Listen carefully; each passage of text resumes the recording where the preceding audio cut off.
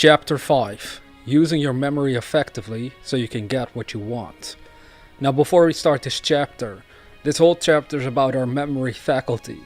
How many people do you know that only memorize the bad stuff that might have happened in their past? Maybe you're someone like that. Maybe you spend a lot of time thinking about everything that went wrong in the past. Well, with this chapter, I want to remind you that you can also use your memory in a different way. What we sort of want to do is burn our desires, burn what we want to achieve into our memory so that we can easily think about it. So you don't always have to visualize or use your imagination in great depth when going throughout your days. If you got your ideas of what you want burned into your memory, so you can exercise your memory and be like, oh yeah, I remember this is what I want to achieve, and then you keep going in life. So you see, it's a subtle shift, but it has huge effects on the state of your own mind, because that way you're not focused and thinking about the past or anything bad that has happened in the past, because we can all probably say some stuff that we didn't like. We all have had experiences where we were like, well, I wish that didn't happen. But the more time we spend thinking about it, the more we're wasting our own potential. You know, the sort of potential that can actually give us a great life instead. So no matter what happened in your past, we gotta learn to let it go and use our memory in a different way. And when you look back on life, do you remember the good times or the bad times? There's a lot of people that only remember the negative times. No wonder they're feeling bad all the time. I've discovered something that changed my life. What if we remember the realization of our dreams? What if we remember everything we still want to achieve instead of all the bad things that might have happened to us? You not only want to remember all the good times from the past, but you might also want to test the following. If, in imagination, you can feel and see you've already achieved your dreams, you can also remember the times when you were not yet living like this, when you were still stuck in old patterns. This can give renewed strength and cause for happiness, because now you know you're on the road towards something much better. Now, I'd suggest you read those lines a few more times in the book and really think about what it can mean for you, because the true power of it all can hardly be described on paper. In reality, it's like playing a game with yourself, but it's a very powerful one that can radically transform your own mentality and emotional well-being. This is, after all, the most important part of your true potential. Remember, it's the way we think and feel inside that determines the results we get in life. So in order to get what you want, they have to be in harmony with your own dreams. Imagine the following situation. What if you have tried to achieve your own dreams before and it didn't work out? There's a high possibility you're constantly reminded about it. In fact, in my own life, I can remember goals I've had and the same thing happened. The trick for me was to learn to look at it differently, to exercise my memory differently. I had to stop looking at myself as a failure. I simply had to learn I had discovered methods that simply didn't work at the time. This approach keeps your mind open, and that's what will help you out as well, dear reader. It will attract new ideas, better ideas, that will ultimately make it possible for you to achieve your dream. As I'm writing these words, I feel almost hopeless. Not because I am, but because I can remember I've written books in the past but never really reached anybody with them. I'm sharing this for a reason.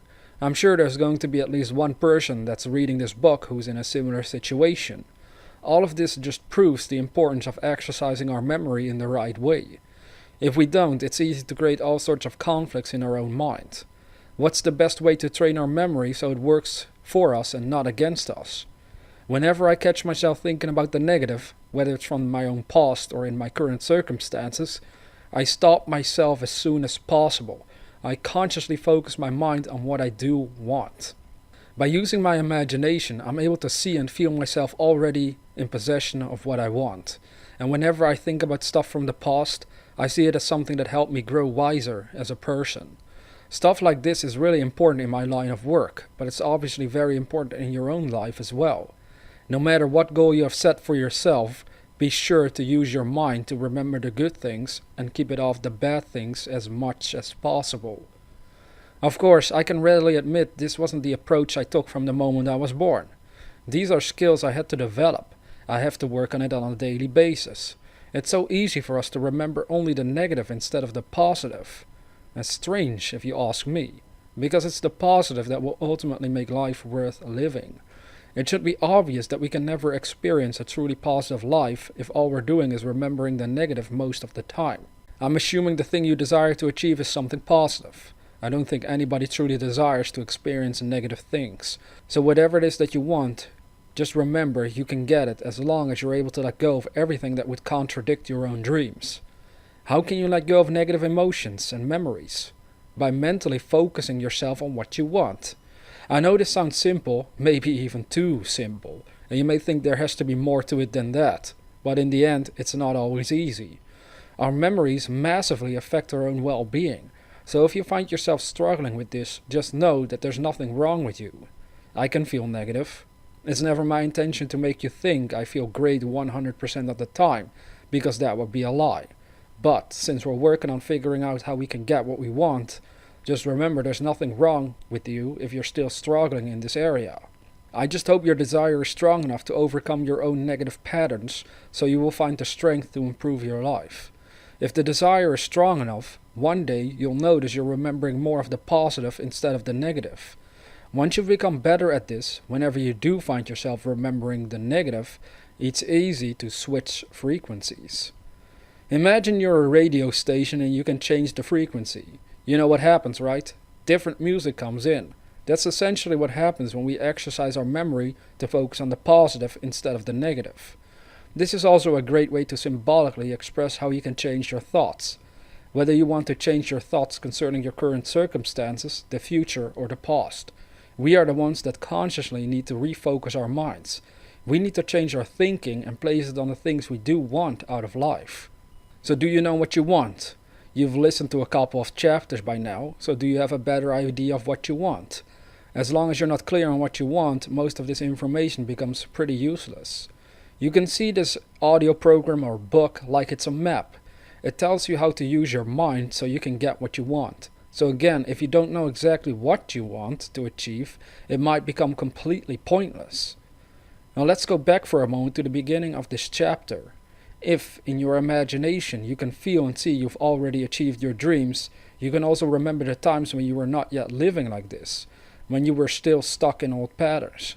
This can give renewed strength and cause for happiness because now you know you're on the road towards something much better. This might still sound absurd. How can this help you to get what you want? I can only tell you from experience, if you apply this idea correctly, it will drastically magnify your own emotions and motivate you more and more to get what you want. It's this inner process that will cause a change in your own behavior. After all, it's the way we behave that determines the results we get. Let me again remind you that whatever it is you want is in essence a result, and the results we get depend on the way we behave. In other words, it depends on the actions you're involved in. Now you will be inspired to these new forms of action as long as you're mentally and emotionally in harmony with your own dream. You can only stay in harmony as long as you keep the negative and contradicting ideas out of your mind. You can achieve this state of being by applying the ideas shared with you in this book. It takes a certain amount of effort on your part to really think about what you're reading and contemplate the importance of what you're learning. It also means you'll have to be honest with yourself and admit in which areas you might still be messing up. It's by consciously working with these ideas that you'll develop a better understanding of what you should be doing in order to improve your own life.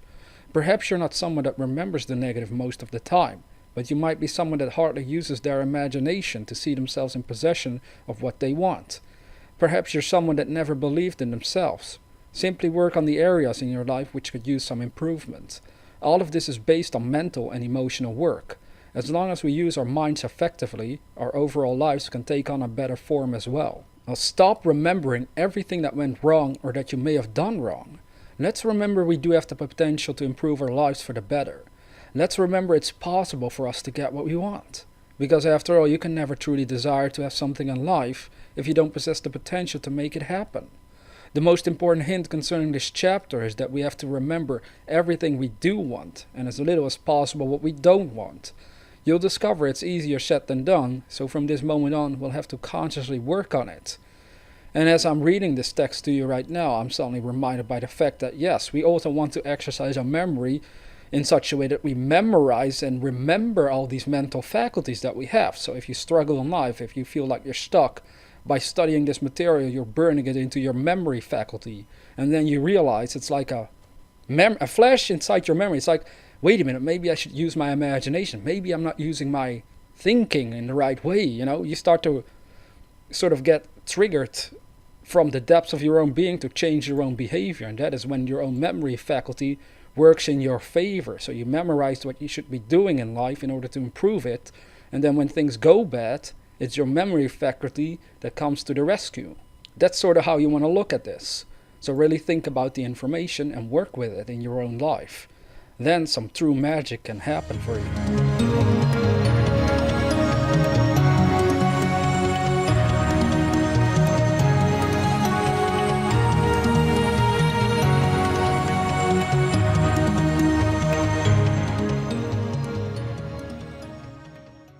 Chapter 5.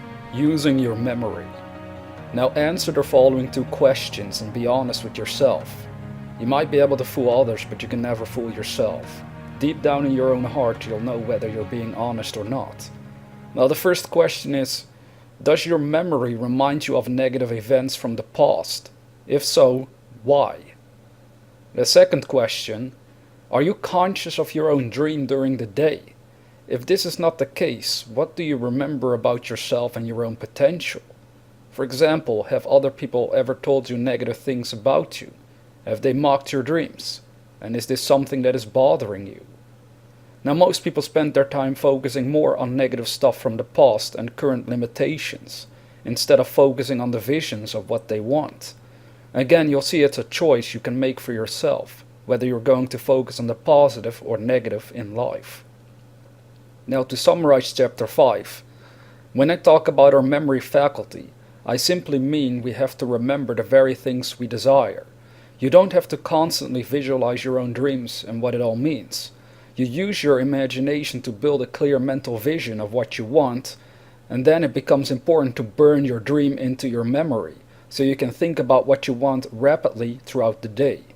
This will keep you moving in the direction of what you want.